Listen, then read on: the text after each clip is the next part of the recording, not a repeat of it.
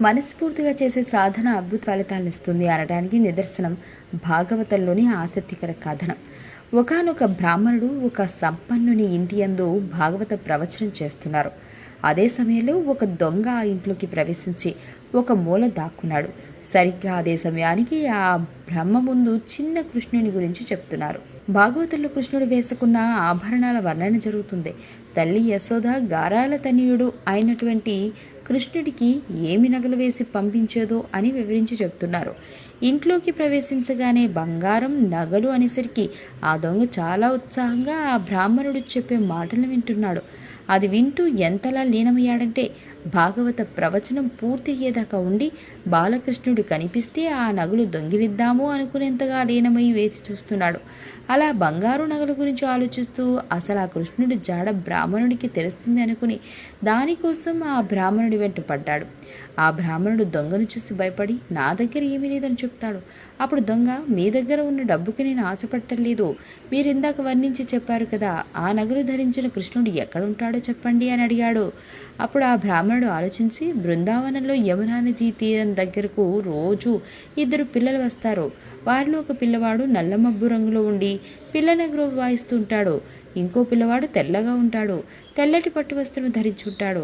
ఆ ఇద్దరిలో నల్లమబ్బు ఛాయలో పిల్లన గ్రోవ్ వాయిస్తూ ఉండేవాడే నేను ఇందాక చెప్పిన కృష్ణుడు అని చెప్పి ఆ దొంగ నుండి తప్పించుకుని వెళ్తాడు. అయితే దొంగ బ్రాహ్మణుడి మాట నమ్మి బృందావనానికి వెళ్తాడు. యమునా నదీ తీరం వద్ద కూర్చుని ఆ 2 పిల్లల రాక కోసం ఎదురు చూస్తుంటాడు. ఇంతలో పిల్లన గ్రోవ్ వినిపిస్తుంది. అటుపక్కగా చూస్తే 2 పిల్లలు వస్తూ కనిపిస్తారు. ఆ అందమైన దృశ్యం చూసి చెట్టు దిగి పిల్లల దగ్గరికి వెళ్తాడు దొంగ. ఆ బాలకృష్ణుడిని చూడగానే దొంగ మనసులో ఆనందం కలిగి అతని కళ్ళమ్మట నీళ్లు కారుతూ ఏ తల్లి కన్న బిడ్డో ఇంత అందంగా ఉన్నాడు అని అనుకుంటాడు. నగల సంగతి, దొంగతనం సంగతి కూడా మర్చిపోతాడు. అదేవిధంగా దొంగ ఆలోచనలో మంచి మార్పు వస్తుంది. తరువాత చూసుకుంటే ఆ దొంగ భుజం మీద నగలు నిండి ఉన్న ఒక మూట ఉంటుంది. ఆ దొంగ అది తీసుకుని ఆ బ్రాహ్మణుడి దగ్గరికి వెళ్ళి జరిగిందంతా చెప్తాడు. ఆ బ్రాహ్మణుడు ఆనంద భాష్పాలతో కృష్ణుడిని చూసిన చోటు తనకు కూడా చూపించమని దొంగను అడుగుతాడు. సరే అని ఇద్దరు కలిసి వెళ్తారు. అలా ఇద్దరు కలిసి ఆ చోటికి వెళ్ళగానే దొంగకి కనిపించిన బాలకృష్ణుడు బ్రాహ్మణుడికి కనిపించడు.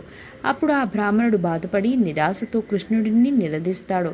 ఒక దొంగని అనుగ్రహించావు కానీ కృష్ణ, నాకు దర్శనం ఇవ్వవా అని అడుగుతాడు. అప్పుడు కృష్ణ భగవానుడు ఇలా అంటాడు, నీవు భాగవత పురాణమును కేవలం ఒక కథగా మాత్రమే అనుకుని చదివావు. కానీ ఇతను నువ్వు చెప్పిన కథని మాటలని మనస్ఫూర్తిగా నమ్మాడు. అదంతా నిజమే అని నా కోసమే వచ్చాడు. అలా అపార నమ్మకం, సమర్పణ, శరణాగతి, ప్రేమ ఉన్న చోటే నేను ఉంటానని చెప్తాడు. దీన్నే అన్యథా శరణం నాస్తి త్వమేవ శరణం మమ అని భాగవతంలో చెప్పబడింది. మనం చేసే ధ్యానమైన పని అయినా మనస్ఫూర్తిగా సాధన చేస్తే ఖచ్చితంగా అద్భుతమైనటువంటి ఆనందాన్ని, ఫలితాన్ని పొందగలం.